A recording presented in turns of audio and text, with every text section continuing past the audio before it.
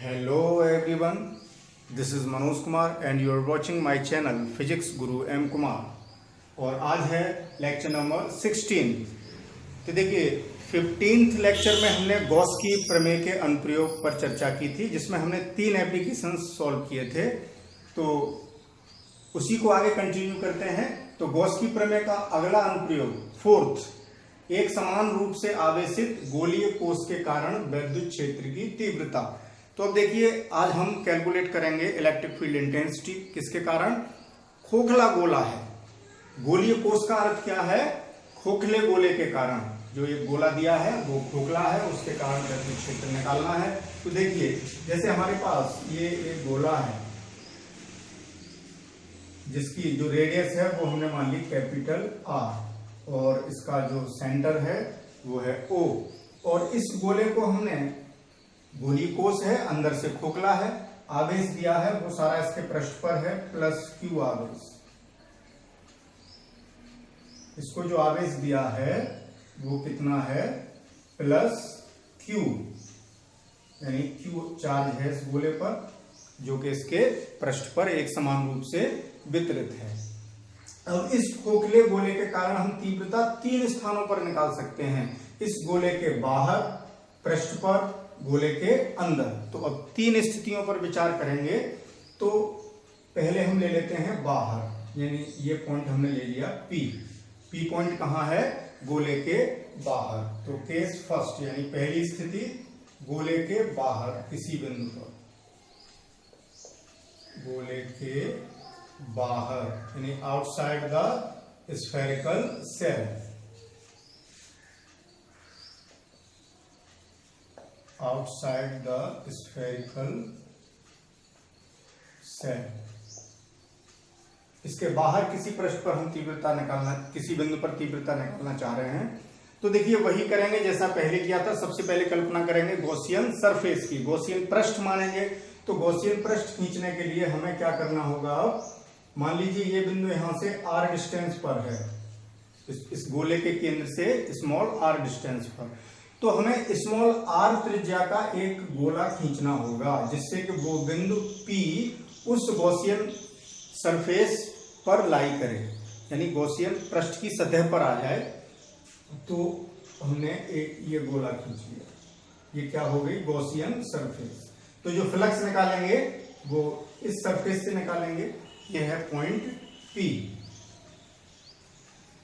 तो जैसा कि पहले करते आए हैं, अब हम इससे फ्लक्स निकालेंगे। तो यहां एक सूक्ष्म अवयव लेंगे, ये सूक्ष्म क्षेत्रफल अवयव डीए। इस डीए की डायरेक्शन बाहर की ओर होगी, लंबवत बाहर की ओर, डीए। अब देखें धनावेश है तो तीव्रता भी बाहर की ओर होगी, यानी ई भी इसी दिशा में होगा। तो सूक्ष्म क्षेत्रफल अवयव, सूक्ष्म क्षेत्रफल अवयव डीए से गुजरने वाला वैद्युत फ्लक्स डी फाई बराबर कितना होगा? Vector E dot vector D A, ये हो गया डी फाई। तो डी फाई कितना हुआ? ई डी ए कॉस 0, क्योंकि ई और डी ए समांतर है, एक ही दिशा में है, इसलिए बीच का कोण 0 हो गया। तो बराबर कितना आ गया? E D A. अब पूरे गॉसियन पृष्ठ से निकालना है, तो संपूर्ण गॉसियन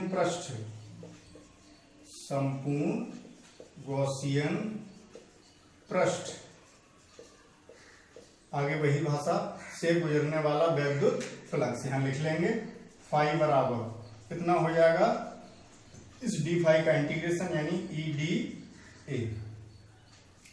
तो ये जो गॉसियन पृष्ठ है बंद है, तो यहाँ बंद लगा सकते हैं, ई बाहर, और ये गॉसियन सरफेस हमने एस मानी है, तो यहाँ इंटीग्रेशन के साइड में एस लिख सकते हैं। तो ये रह गया डी ए। इसका क्या अर्थ हुआ?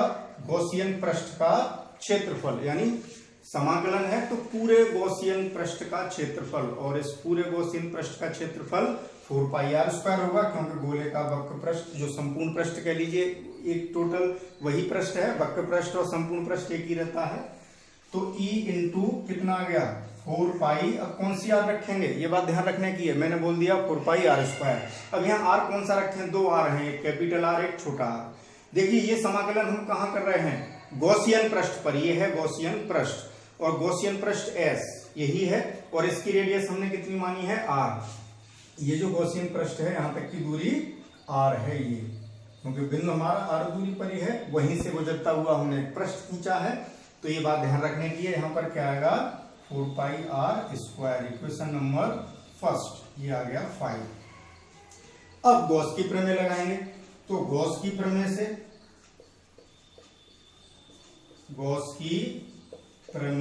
फिर आप पूरी बात लिखेंगे। संपूर्ण गॉसियन पृष्ठ से गुजरने वाला वैद्युत फ्लक्स फाई बराबर Q अपॉन एप्सिलॉन नॉट।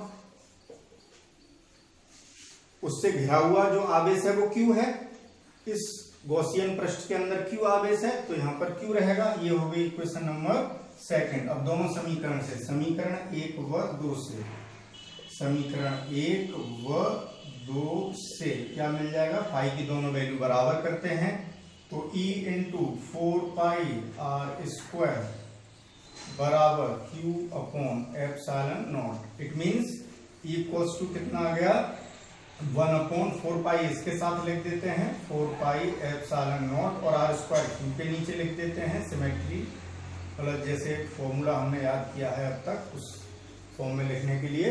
तो ये आ गया गोले के बाहर वैद्युत क्षेत्र।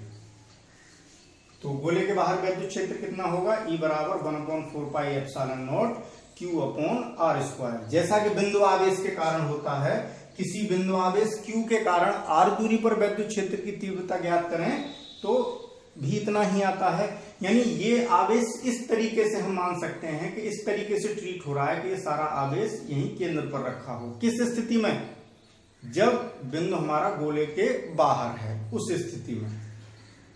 अब चलते हैं दूसरे केस पर, गोले के पृष्ठ पर,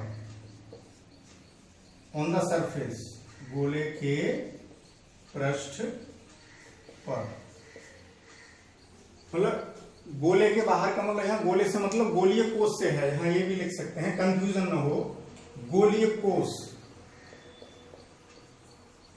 गोले को आप ठोस भी समझ सकते हैं, तो यहां मैं लिख देता हूं गोलीय कोष। ऐसे यहां ये गोले के पृष्ठ पर का मतलब गोलीय कोष के पृष्ठ पर है, गोलीय कोष।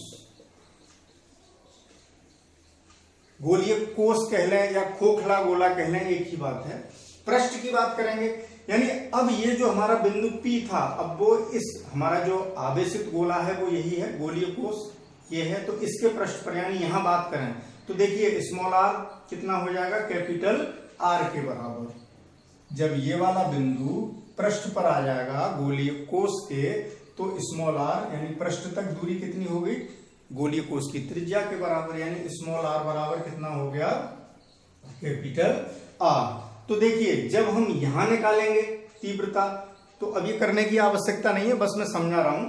यहां तीव्रता निकालेंगे तो अब गॉसियन पृष्ठ यही मानेंगे, तो जब इंटीग्रेशन करेंगे यहां पर, तो जब गोलीय कोष की त्रिज्या r है और गॉसियन पृष्ठ भी यही है, उसकी त्रिज्या भी r हो गई, तो यहाँ E into 4 pi capital R square हो जाएगा, तो यहाँ कैपिटल R स्क्वायर हो जाएगा। या हम डायरेक्ट भी ऐसे लिख सकते हैं कि R के स्थान पर इस सूत्र में कितना रख दें, कैपिटल R। तो E बराबर कितना आ गया 1 upon 4 pi epsilon naught Q upon R square. पृष्ठ पर इतना होगा, ये हो गई इक्वेशन नंबर 4। तो देखिए यहां पर एक बात ध्यान रखने की है कि आप चाहें तो जैसे ये निकाला है गोले के पृष्ठ पर, फिर दोबारा करिए, एक दूसरा फिगर बनाइए, उसमें ये S यहीं दिखा दीजिए और यहाँ सॉल्व करते लाएंगे तो यहाँ कैपिटल R स्क्वायर दिखाइए, फिर इतना दिखाइए, फिर ये इक्वल करेंगे तो ये आ जाएगा। या डायरेक्टली भी ऐसा ही पुट कर सकते हैं, जैसा आपको उचित लगे वैसा कर सकते हैं, बस कंसेप्ट क्लियर हो जाना चाहिए। तो ये दोनों केस हुए। अब हम कहा चलते हैं, गोले के अंदर। पृष्ठ तक आ गए, गोले के बाहर निकाल लिया, पृष्ठ पर निकाल लिया। अब जैसे हम इस पॉइंट पर निकालना चाहते हैं, सपोज गोले के अंदर ये गोला है, भाई इस गोले को थोड़ा डार्क बना लेना जिससे वो अलग से पता लगे। ये तो गॉसियन पृष्ठ था जो हमने कल्पना की थी, ये वो वाला पृष्ठ है। अब इस गोले को डार्क बनाना, जब भी आप फिगर बनाएंगे तब से ये गोला हमें क्लियरली स्पष्ट दिखाई देता है। अब देखिए यहाँ आ गए इस पॉइंट पर अंदर, तो अब यहाँ तीव्रता निकालनी है। तो अब जो गॉसियन पृष्ठ खींचेंगे वो ऐसा खींचेंगे जिससे कि वो इसके पृष्ठ पर आ जाए, ये वाला पॉइंट। जैसे ये पॉइंट हमने क्यू मान लिया, गोले के अंदर वाला। और अब इस गॉसियन पृष्ठ की त्रिज्या आर डैश हो गई, अलग हो गई। ये कितनी मान ली, आर डैश। तो यहां फिर एक क्षेत्रफल मान के चलेंगे, एक डीए क्षेत्रफल लेंगे आप, तो डीए इधर ही आएगा और ई भी इसी रेडियली होगी। तो यहां पर देखें, इसी इक्वेशन में गोले के अंदर, यहां पे मैं लिखता हूं तीसरा केस, गोले के अंदर, वो गोलीय कोष के अंदर, गोलीय कोष के अंदर किसी बिंदु पर, गोलीय कोष के अंदर की बात हो रही है। तो देखो इसको सिंबॉलिक फॉर्म में ऐसे भी लिख सकते हैं कि जो हमारा आर है, जिस बिंदु पर तीव्रता निकालना है वो गोले की त्रिज्या से कम है, यानी अंदर की बात हो गई। और बाहर की बात हो रही थी तो आर हमारा कैसा था, ग्रेटर देन आर था। ऐसे भी ये भी एक नोटेशन है। ये क्या बता रहा है, गोले के बाहर, और आर बराबर आर क्या बता रहा है, गोले के पृष्ठ पर। और r less than capital r क्या बता रहा है कि गोले के अंदर किसी बिंदु पर हम तीव्रता की बात कर रहे हैं। तो देखिए बिल्कुल ऐसे ही चलेंगे। अब यहां त्रिज्या हमारी आर डैश हो गई, तो फाई कितना हो जाएगा, फाई बराबर हो जाएगा सेम इसी तरीके से E into 4 pi r dash square. ठीक, अब गॉस की प्रमेय लगाएंगे तो फाई बराबर कितना होगा, 1/ε0 इंटू उससे जितना चार्ज घिरा हुआ है। यहां विशेष रूप से ध्यान देंगे। तो देखिए अब हमारा गोलीय कोष ये है, सॉरी जो गोलीय कोष है वो तो यही है, जो गॉसियन पृष्ठ है वो हमारा ये है। तो गॉसियन पृष्ठ से परिबद्ध या निकलने वाला, गुजरने वाला वैद्युत फ्लक्स निकालते हैं। तो प्रमेय क्या है, गॉसियन पृष्ठ से, कोई भी बंद पृष्ठ है तो इससे गुजरने वाला वैद्युत फ्लक्स इससे घिरे हुए आवेश की मात्रा का 1/ε0 गुना होगा। तो देखें इस गोले के अंदर तो कोई आवेश है ही नहीं, क्योंकि जो आवेश था वो बाहर रह गए, क्योंकि गोलीय कोष बाहर है, उसका सारा आवेश बाहर है।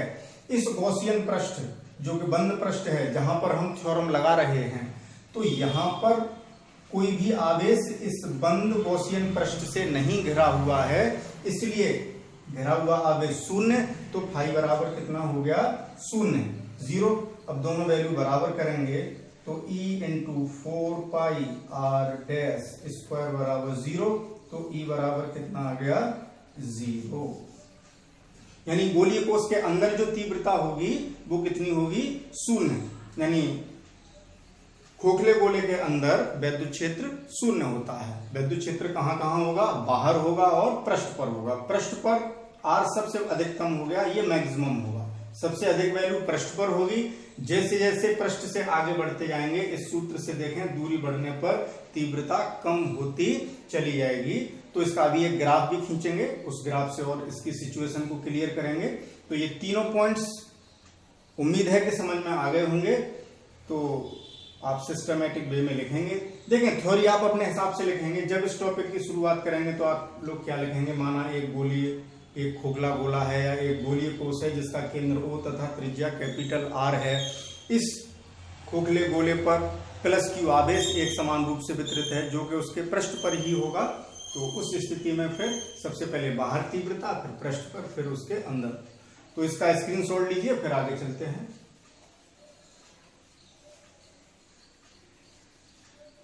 तो अब देखिए, अब यहां पर एक बात और विशेष रूप से आप लोग ध्यान रख सकते हैं कि जैसे देखें गोले दो प्रकार के हो सकते हैं, एक खोखला गोला और एक ठोस गोला।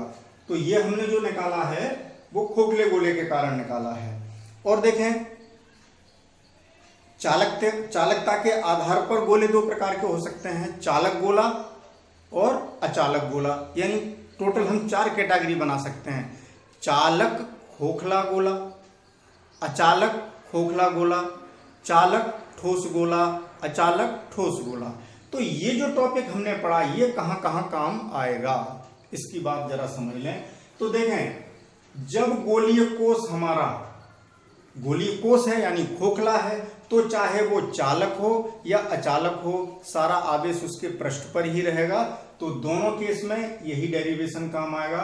तो आप लोग लिख सकते हैं, ये हेडिंग डाल सकते हैं कि एक समान रूप से आवेशित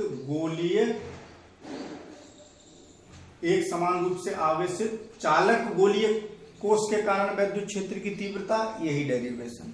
फिर आवेशित अचालक गोलीय कोष के कारण वैद्युत क्षेत्र की तीव्रता, यही डेरिवेशन। बात को ध्यान से समझते चलना, गलती ना हो। तो चालक हो या अचालक हो, गोलीय कोष है, खोखला गोला है, तो सेम यही रहेगा। ठीक।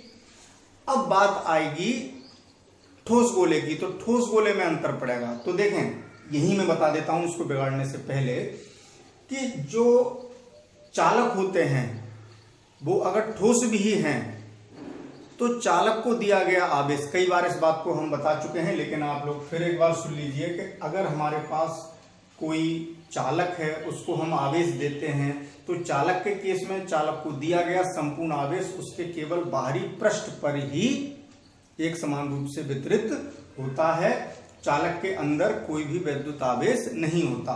तो अगर हमारे पास ठोस चालक गोला भी होता, ध्यान से सुने, अगर गोला कैसा होता, ठोस, और लेकिन कैसा, चालक, यानी धातु का बना हुआ मेटेलिक स्फेरिकल कंडक्टर होता, तो उस केस में भी आवेश बाहर ही रहता, तो उसका डेरिवेशन भी सेम ऐसा ही रहेगा। बस जहां जहां गोलीय कोष लिखा है वहां आप लोग क्या लिखते चले जाएंगे, चालक ठोस गोले। जहां जहां कोष लिखा है वहां चालक ठोस गोला शब्द बढ़ाते जाएंगे। जब भी थ्योरी में ये बात करेंगे, जैसे गोलीय कोष यहां लिखा है तो वहां चालक ठोस गोले के अंदर, यहां चालक ठोस गोले के पृष्ठ पर, यहां चालक ठोस गोले के बाहर, और डेरिवेशन और बिल्कुल सेम रहेगा, और रिजल्ट भी बिल्कुल यही आएंगे, कोई अंतर नहीं रहेगा। तो अगला हेडिंग आप लोग क्या डालेंगे, अभी थोड़ी देर बाद मैं फिर बताऊंगा, पहले उसका ग्राफ और समझ लेते हैं। तो तीनों सिचुएशन में एक ही रहेगा भाई। एग्जाम में अगर ये आ जाए कि एक समान रूप से आवेशित चालक गोलीय कोष के कारण, या अचालक गोलीय कोष के कारण, या चालक ठोस गोले के कारण, तो सेम यही रहेगा, नो चेंज। तो ग्राफ भी सेम रहेंगे। अब आगे पूरा टॉपिक सेम रहेगा। तो अब चर्चा करते हैं ग्राफ पर। तो यहां देखें, तीव्रता के तीनों रिजल्ट हमारे पास हैं। इस आधार पर अब देखिए, मैं ग्राफ प्लॉट करता हूं, जिससे ये लिखे रहने देते हैं रिजल्ट, जिससे आप लोगों को कोई कंफ्यूजन ना हो। तो जैसे मान लीजिए ये हमने गोला बना दिया, ये गोलीय कोष है, गोलीय कोष। यहां ग्राफ करते हैं, ये एक्स अक्ष है और ये है वाई अक्ष। इस अक्ष पर डिस्टेंस ले रहे हैं, दूरी आर, और इस अक्ष पर ले रहे हैं तीव्रता। यहां लिख देता हूं, कहीं भी लिख लो। इस अक्ष पर क्या ले रहे हैं, और आवेश खोखला गोला है, उसकी त्रिज्या कितनी है, आर। ये रेडियस जो है वो कितनी है, आर, और ये आवेश यहां पर वितरित है। ये गोलीय कोष है, त्रिज्या आर है, और इस अक्ष पर तीव्रता और इस अक्ष पर दूरी ले रहे हैं। तो यहां कंफ्यूजन ना हो तो मैं इसको थोड़ी देर के लिए हटा देता हूं, यानी साफ बना रहेगा। यहां फिर लिख देंगे हम,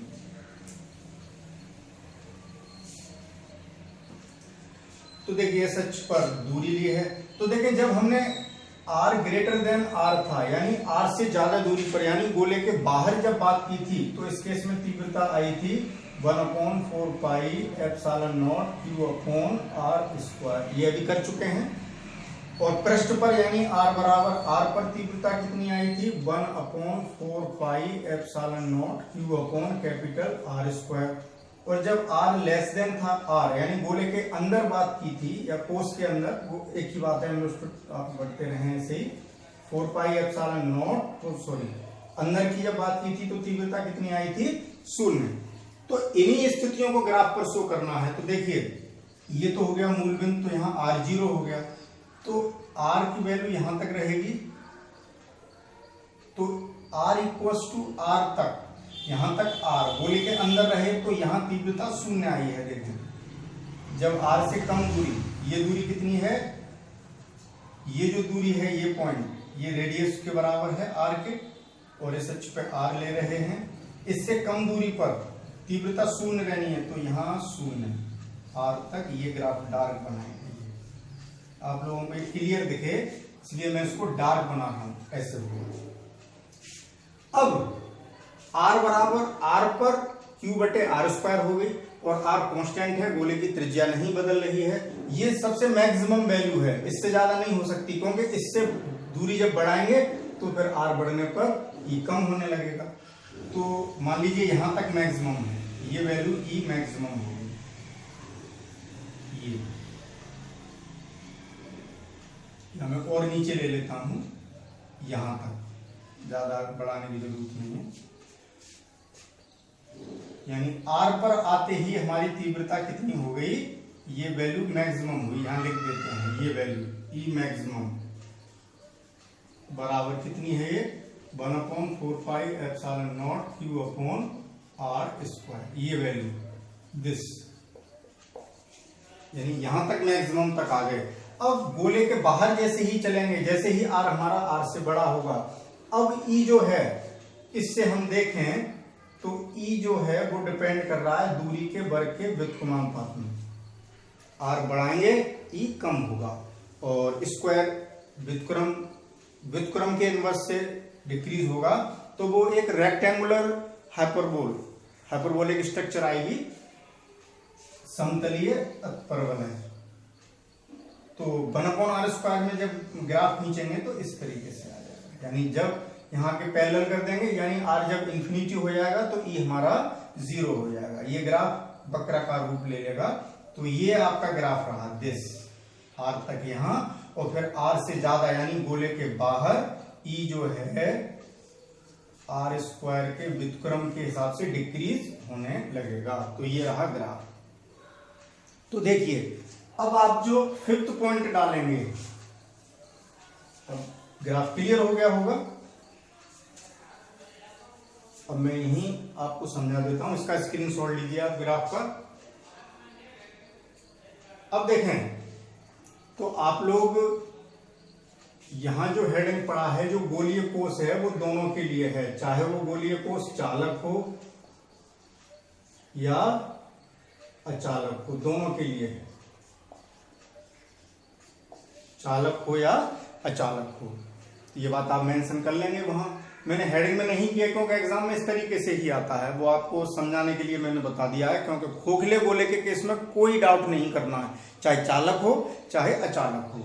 लेकिन अगर ठोस गोला है तो हमें ये विचार करना पड़ेगा कि वो चालक है या अचालक है, वहां गलती नहीं करेंगे।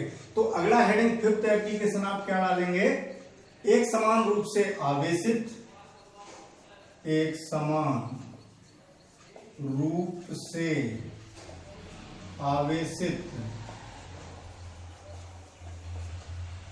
ठोस चालक गोले के कारण, चालक गोले के कारण वैद्युत क्षेत्र की तीव्रता।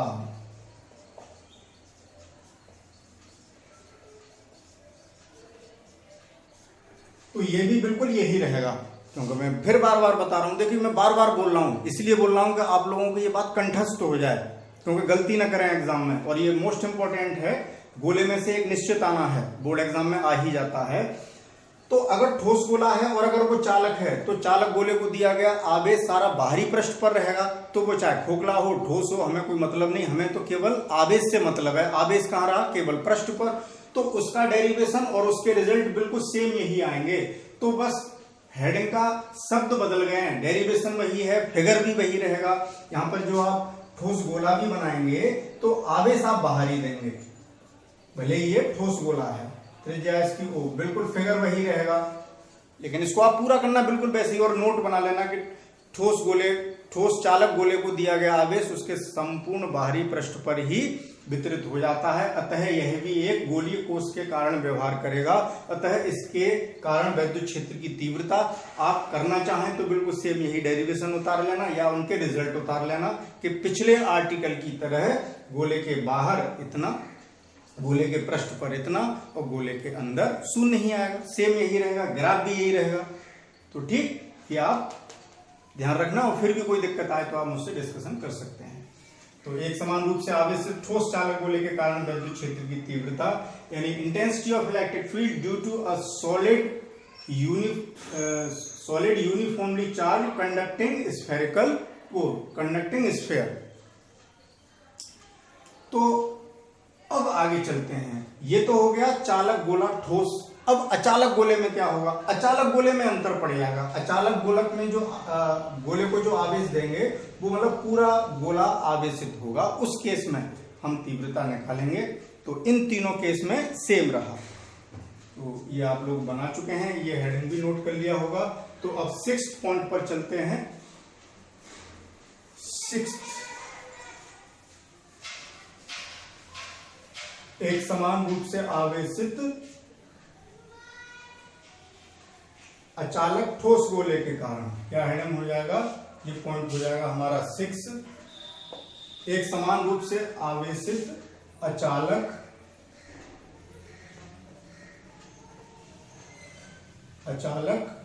यहां लिख देता हूं, ठोस गोले के कारण।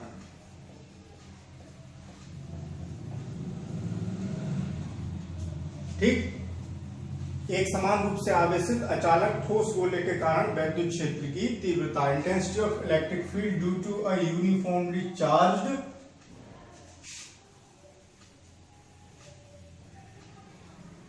Non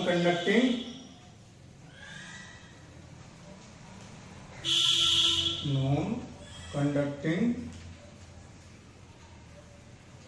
solid sphere. ओके, तो एक समान रूप से आवेशित अचालक ठोस गोले के कारण वैद्युत क्षेत्र की तीव्रता, इलेक्ट्रिक फील्ड, पिछले आर्टिकल का है, electric intensity of electric field due to a uniformly charge non conducting solid sphere. तो अब देखें, आगे बढ़ते हैं। तो देखिए, यह है गोला,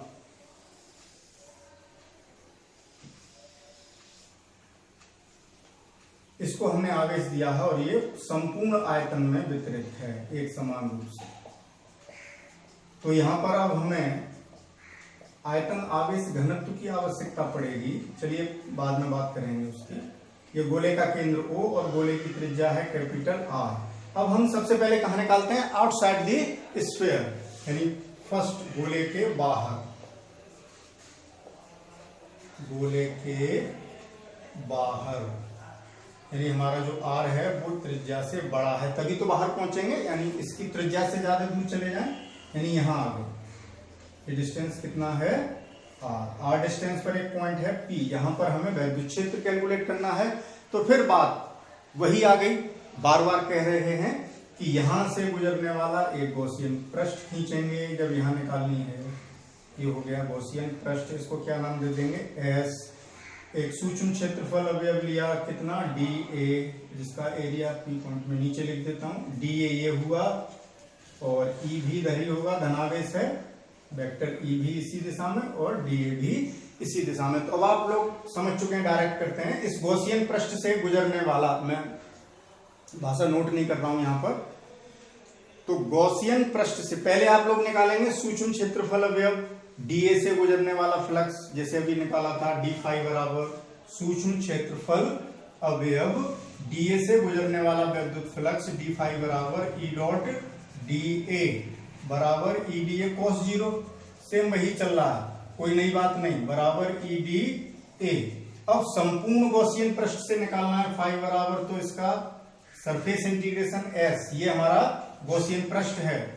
EDA, E बाहर, आप लोग स्टेप बाय नीचे लिखते जाएंगे, मैं आगे लिखता जा रहा हूं। तो E बाहर ले लिया और अंदर क्या रह गया?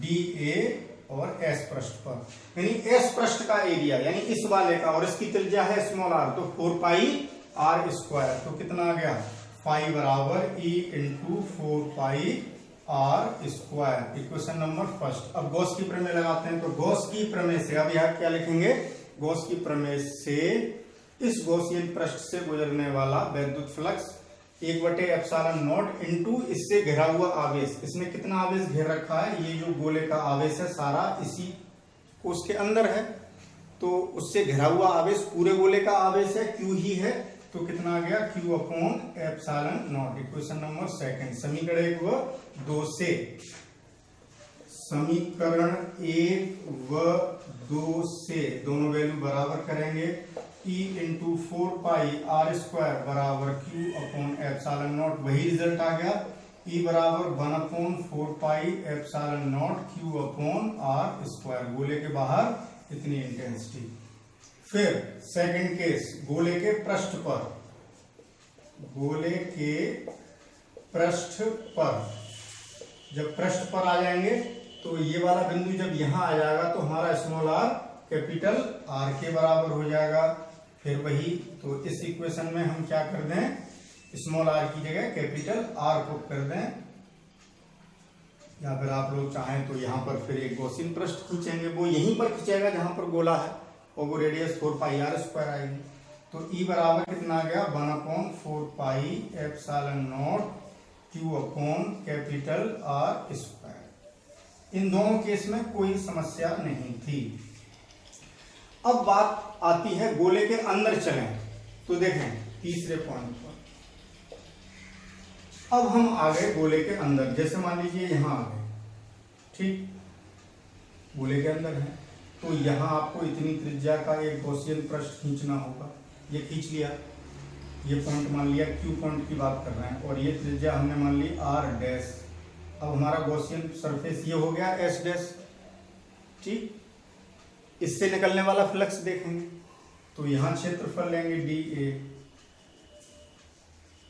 बाहर की ओर धनावेश है तो ई भी धरी होगा, ई की दिशा भी धरी होगी, तो सेम इसी तरीके से सेम यही करेंगे। तो देखें फ्लक्स कितना आ जाएगा, फाई बराबर, अब मैं डायरेक्ट लिख रहा हूं, इतना ही हो जाएगा ई इंटू 4 पाई, बस आर की जगह क्या हो जाएगा आर डैश स्क्वायर हो जाएगा, क्योंकि अब ये डिस्टेंस हमने आर डैश मान ली, तो आर डैश स्क्वायर हो गया। क्लियर। अब गॉस की प्रमेय लगाएंगे, तो देखें भाई फाई बराबर 1/ε0 इंटू उससे घिरा हुआ आवेश, इससे घिरा हुआ आवेश, गॉसियन सरफेस अब हमारी ये है, ये वाली, आप चाहें तो इसको डॉट डॉट कंफ्यूजन ना हो, ये वाली डॉट डॉट वाली जो है, ये जो डॉट डॉट वाली सरफेस है, इससे घिरा हुआ आवेश देखेंगे, इसके बाहर भी आवेश है, तो इससे तो हमें कोई मतलब नहीं रहा, क्योंकि गॉस की प्रमेय में हम बार बार समझा चुके हैं कि उस पृष्ठ के अंदर जो आवेश है उतने से ही मतलब है, तो क्यू आवेश तो टोटल है। अब इतने गोले के अंदर कितना आवेश है, इस गॉसियन पृष्ठ के अंदर कितना आवेश है, उसकी गणना करनी है। तो अब हमें यहाँ आयतन आवेश घनत्व निकालना होगा, यानी एकांक आयतन का आवेश, आयतन आवेश घनत्व का अर्थ क्या है, एकांक आयतन का आवेश। भाई स्पेस नहीं है तो ये मुझे हटाना पड़ेगा, आप लोग इसको जरा स्क्रीनशॉट लीजिए। अब चलते हैं, पहले क्या निकाल लें, ये लोग, ये जो बात है जो यहाँ लिखने जा रहे हैं हम, अब वो साइड से हल करेंगे आप लोग।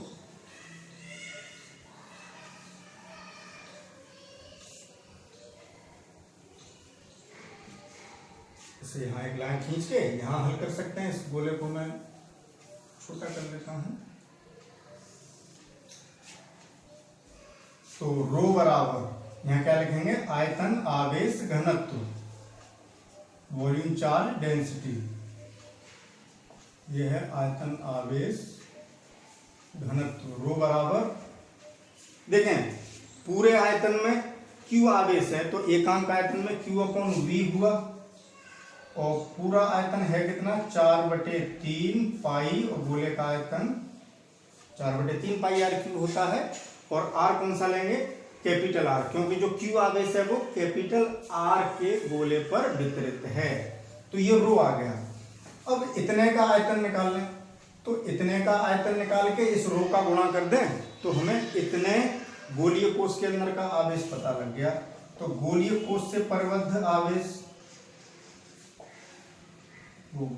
गोलीय गॉसियन पृष्ठ, गॉसियन पृष्ठ कौन सा है अब एस डैश, इसकी तो बात कर रहे हैं, से परिबद्ध आवेश, परिबद्ध आवेश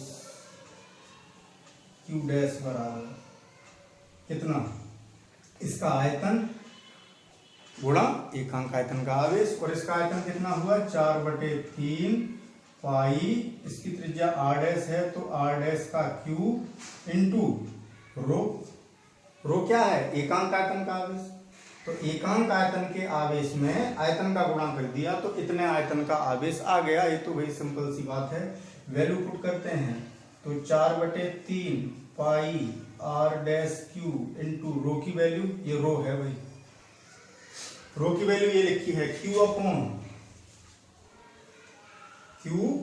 अपॉन 4/3 पाई r Q।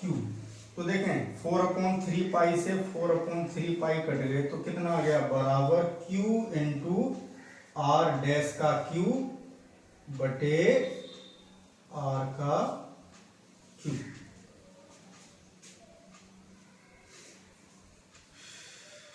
r डैश का Q, अब ये हमने गोले के अंदर r डैश डिस्टेंस पर माना है, तो r डैश नहीं मानना है क्योंकि फॉर्मूले में r डैश आएगा, फिर वो अच्छा नहीं लगेगा।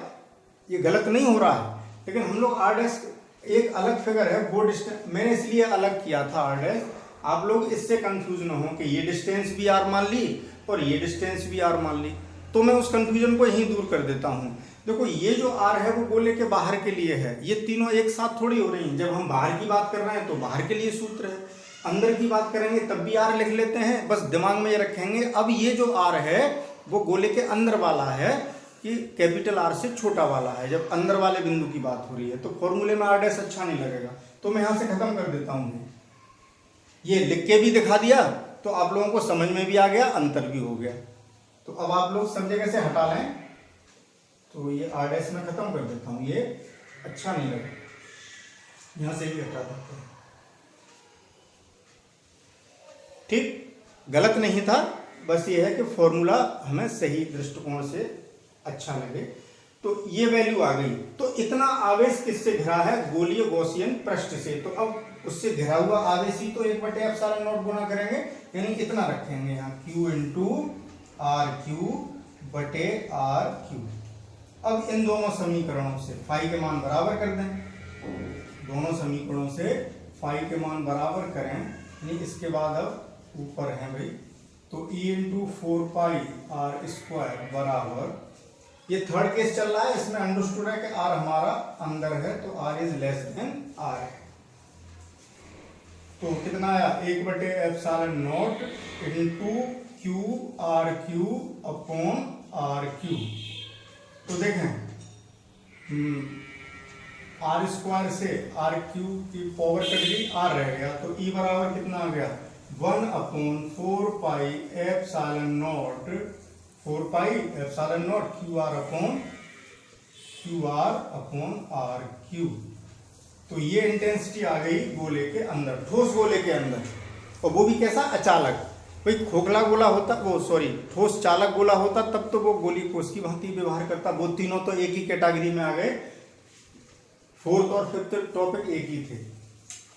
तो तीनों जगह हमने तीव्रता निकाल ली, ये हो गई अचालक ठोस गोले के कारण। तो अब इसका ग्राफ खींचते हैं, तो पहले आप लोग इसका स्क्रीनशॉट लीजिए। अब देखें यहां से मैंने हटा दिया है, गोले के बाहर तो वही फॉर्मूला रहा जो अब तक पढ़ते आए, गोले के पृष्ठ पर भी वही रहा जो अब तक पढ़ते आए, चाहे वो कैसा ही गोला हो। लेकिन ठोस अचालक गोले के केस में तीव्रता इतनी हो गई जो कि पिछले वाले टॉपिक्स में अब तक 0 आती थी, इतना ही तो अंतर आया। और यहाँ पर देखें जो तीव्रता है E, वो प्रोपोर्शनल हो रही है किसके, R के, दूरी के, क्योंकि दूरी ही हम कम ज्यादा कर सकते हैं। यहाँ देखें, यहाँ देखें, यहाँ देखें, यहाँ देखें, भाई कैपिटल R गोले की त्रिज्या, वो तो गोले का साइज तो निश्चित है, आवेश निश्चित है, ये सब कांस्टेंट है, तो E समानुपाती R। यानी गोले के अंदर, गोले के केंद्र से जैसे जैसे हम गोले के पृष्ठ की ओर बढ़ते जाएंगे गोले के अंदर, तो तीव्रता बढ़ती चली जाएगी और पृष्ठ पर जाते ही R हमारा मैक्सिमम हो जाएगा, कैपिटल R के बराबर, और वहां हमारी मैक्सिमम हो जाएगी तीव्रता। उसके बाद फिर 1/r² के प्रोपोर्शनल से चेंज होती है, यानी घटने लगती है। तीनों में एक साथ लिख देता हूं जिससे फिर ग्राफ में आसानी हो। ये आप लोग नोट कर चुके हैं, तो देखिए अब इसका ग्राफ प्लॉट करते हैं। ये नोट कर लिया था शायद, इसका स्क्रीनशॉट आप लोगों ने, चलिए नोट हो गया।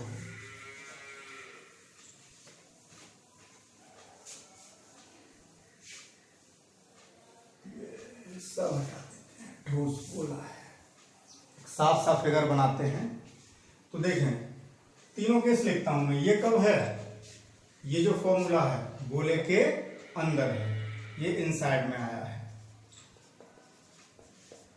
और बाहर कितना आया था गोले के बाहर, E बराबर 1/4πε0 Q/r²। बाहर कितनी भी दूरी पर, अलग अलग दूरियां हो सकती हैं, ये आउटसाइड है। और सरफेस पर कितना है 1/4πε0 Q/R² है। ये तीन स्थितियां आ गई। ये ऑन दी सरफेस, पृष्ठ पर इतना आया है। तो देखें अगर इसका हम ग्राफ प्लॉट करें तो इस तरीके से बना सकते।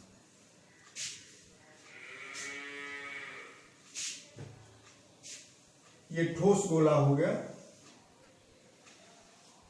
ये शेप सही नहीं आ रही गोले की। चलिए आप लोग तो प्रकार से बनाएंगे, कोई दिक्कत नहीं है, क्या करना है, ऐसे ही चलते हैं। ये केंद्र हो गया, जो ठोस गोला है तो इसको जो आवेश दिया है वो पूरे गोले पर है, और इसकी त्रिज्या कितनी है R। ये आवेश है, गोले का केंद्र ये है।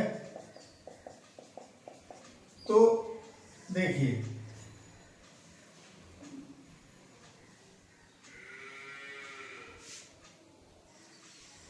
ओहो, स्लाइड हो रहा है भाई मार्कर। ये दिस। अब यहां ध्यान देने वाली बात यह है कि हम जब पृष्ठ तक की बात कर रहे हैं, यहां तक ये डिस्टेंस कितनी हुई R, ये पॉइंट R हुई। इधर भी चले, देखिए सिमेट्री से चाहे हम उस साइड देखें या इस साइड देखें उसको कोई फर्क नहीं पड़ना, तीव्रता की वैल्यू वही रहेंगी, फॉर्मूले वही रहेंगे, साइड से कोई फर्क नहीं पड़ना। ये केंद्र O, इस एक्सिस पर हमने डिस्टेंस ली है और इस बाई एक्सिस पर हम क्या ले रहे हैं, तीव्रता ले रहे हैं। तो देखें जब तक हम R तक चलते हैं यानी गोले के अंदर, तो गोले के अंदर ये फॉर्मूला आया है और वो R पर सीधी सीधी लीनियरली प्रोपोर्शनल है, यानी इस पर एक भी घात नहीं है, वो सॉरी एक घात है R पर, यानी रैखिक संबंध हो गया। तो एक रेखा को प्रदर्शित करेगा, ये एक रेखा, इसका ग्राफ खींचेंगे तो एक रेखा को प्रदर्शित करेगी। तो जब तक R बढ़ता जाएगा E बढ़ता जाएगा, कब तक, जब तक हम अंदर हैं गोले के। यानी अब मान लीजिए मैं यहां तक सीधे सीधे बढ़ रहा है, यहां गोले के पृष्ठ तक पहुंच गए, तो तीव्रता इस तरीके से बढ़ रही है लीनियरली, एक सरल रेखा में बढ़ेगी। ये कर्व नहीं होगा, वक्र नहीं होगा, ये ग्राफ कैसा होगा, एक सरल रेखा। क्योंकि सरल रेखा की समीकरण जैसे आप देखते हैं y बराबर mx प्लस c, या मूल बिंदु से जाने वाली है तो y बराबर mx होती है, तो x में एक घात होती है, तो वो वक्र नहीं है, एक सरल रेखा को प्रदर्शित कर रही है। और पृष्ठ पर आकर के ये मैक्सिमम वैल्यू हो गई, ये वैल्यू कितनी है हमारी E मैक्सिमम, इससे ज्यादा अब नहीं बढ़ेगी तीव्रता। और पृष्ठ से जैसे ही अब आगे बढ़ते हैं बाहर, यानी बाहर जो हमारी तीव्रता है ये यहाँ पर, वो प्रोपोर्शनल R के वर्ग के, यानी दूरी बढ़ने पर वर्ग के व्युत्क्रमानुपात में घट रही है। तो जब घटेगी तो स्क्वायर है वहां 1/r² है, तो समकोणिक अपरवलय की शेप आएगी इस तरीके से, और यहाँ समांतर कर देंगे यानी अनंत पर। ये समांतर करने का मतलब अनंत पर जाके इस ग्राफ से मिल जाएगी और शून्य हो जाएगी तीव्रता। तो जैसा उस साइड में बनाया है वही स्थिति इस साइड में होगी। यहाँ भी गोले के अंदर रहे, पृष्ठ पर आ गए, फिर बाहर आ गए। तो चाहे इतना ही ग्राफ प्लॉट कर सकते हैं या आप दोनों सिचुएशन का दिखा सकते हैं। तो ये ग्राफ हमें उस तीव्रता के वेरिएशन को, जो वेरिएशन है डिस्टेंस के साथ इंटेंसिटी का, उसको शो कर रहा है कि दूरी के साथ तीव्रता किस तरीके से बदलती है।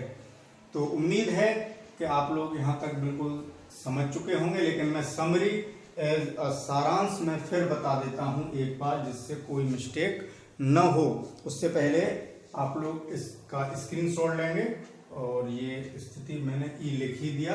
ये ओरिजिन हो गया, केंद्र, ये ठोस गोला है। ठीक है, फिर आगे बात करते हैं। पहले ये नोट करिए।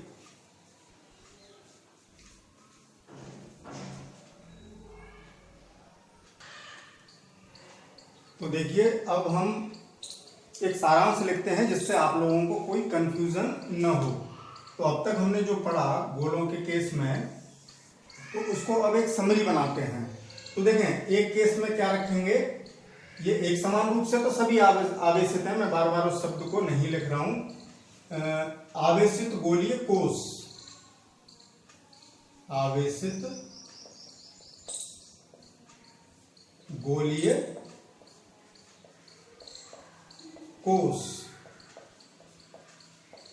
अब ये कोष चाहे कैसे हो, चालक हो या अचालक, यही बात रहेगी। तो चालक हो या अचालक हो, दोनों के लिए यही रहेगा, चालक या अचालक। चालक हो या अचालक हो, एक पॉइंट हमारा ये रहा। तो कोष के केस में कोई प्रॉब्लम नहीं।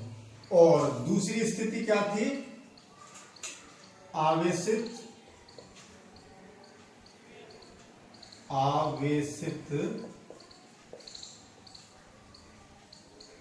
ठोस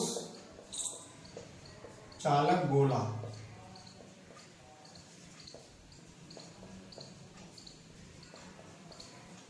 हमारे पास अब ठोस है तो चालक होना चाहिए। ठोस के केस में अंतर पड़ जाता है कि वो चालक है या अचालक है। तो इन तीनों सिचुएशन में आवेशित गोलीय चालक कोष हो, आवेशित गोलीय अचालक कोष हो, आवेशित ठोस चालक गोला हो, सेम रहेगा। ये एक ही बात है, एक ही रिजल्ट रहेंगे। और बदलेगा कहाँ, आवेशित ठोस अचालक गोला, आवेशित ठोस अचालक गोला। ये हेडिंग है, शॉर्ट में मैंने लिखे हैं। इसका अर्थ क्या है, एक समान रूप से आवेशित ठोस अचालक गोले के कारण वैद्युत क्षेत्र, ऐसे ही ये एक समान रूप से आवेशित ठोस चालक गोले के कारण वैद्युत क्षेत्र, एक समान रूप से आवेशित गोलीय चालक कोष के कारण वैद्युत क्षेत्र, एक समान रूप से आवेशित अचालक गोलीय कोष के कारण वैद्युत क्षेत्र। ये हेडिंग है पूरे। तो देखो, यहां जो तीव्रताएं आई थी, पहले हम देखते हैं बाहरी बिंदु पर या बाहरी बिंदु पर। इसमें तीव्रता कितनी आई थी इन तीनों केस में, ये तीन केस हैं, समझ रहे हैं। बाहरी बिंदु पर तीव्रता E बराबर 1/4 पाई एप्सिलॉन नॉट Q/r²।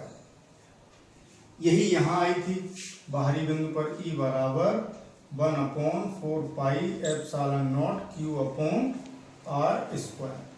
अब पृष्ठ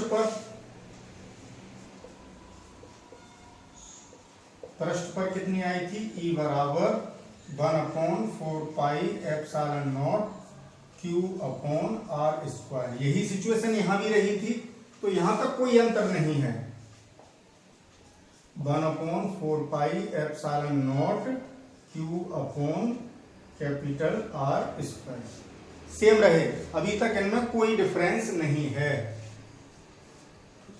अब अंदर आंतरिक बिंदु पर, आंतरिक बिंदु पर यानी गोले के अंदर, एक बात और लिख सकते हैं, बाहरी बिंदु पर का मतलब R is greater than R, और कैपिटल R क्या है, उस गोली कोष या गोले की त्रिज्या है। ये R बराबर R पर बात हो रही है, और ये आर लेस देन यानी अंदर की बात हो रही है, गोले के अंदर की। तो यहाँ इन तीनों केस में तीव्रता आई थी 0 और यहाँ 0 नहीं है। बस यही एक मेन डिफरेंस है तीनों में, जिससे गलती न हो इसलिए मैंने एक तुलनात्मक अध्ययन हो सके इसलिए मैंने सबको एक साथ समरी के रूप में यहाँ पर लिख दिया है। यहाँ कितना आया था 1/4 pi epsilon naught q upon r q into small r, this one. ये बाहरी बिंदु पर, पृष्ठ पर, और केवल इसी में अंतर आया और सब स्थितियां सेम रही। तो आप लोग इसकी टेबल को ढंग से बना लेंगे। एक बार मैं फिर बात करता हूं, इन तीनों हेडन को अलग अलग करके लिख लेना। एक आवेशित गोलीय चालक कोष के कारण, फिर आवेशित गोलीय अचालक कोष के कारण, फिर आवेशित ठोस चालक गोले के कारण, फिर तो कोई दिक्कत है ही नहीं। तो ये एप्लीकेशंस हमने पढ़े। गॉस की थ्योरम को अप्लाई करके हम वैद्युत क्षेत्र किन किन स्थितियों में किस प्रकार निकाल सकते हैं। तो सभी केसों में आपने देखा कि हमें गॉसियन पृष्ठ की आवश्यकता होती है, गॉसियन पृष्ठ पर ही हम गॉस की प्रमेय लगाते हैं। तो ये एप्लीकेशन कंप्लीट हुए और अब अगले लेक्चर में बात करेंगे गॉस की प्रमेय से रिलेटेड न्यूमेरिकल प्रॉब्लम्स। तो तब तक आप इसका रिवीजन करेंगे, ढंग से सारे फॉर्मूले याद करेंगे, सभी क्वेश्चन दिमाग में होनी चाहिए और मन लगा के पढ़िए, याद करिए, जिससे न्यूमेरिकल आसानी से समझ में आए।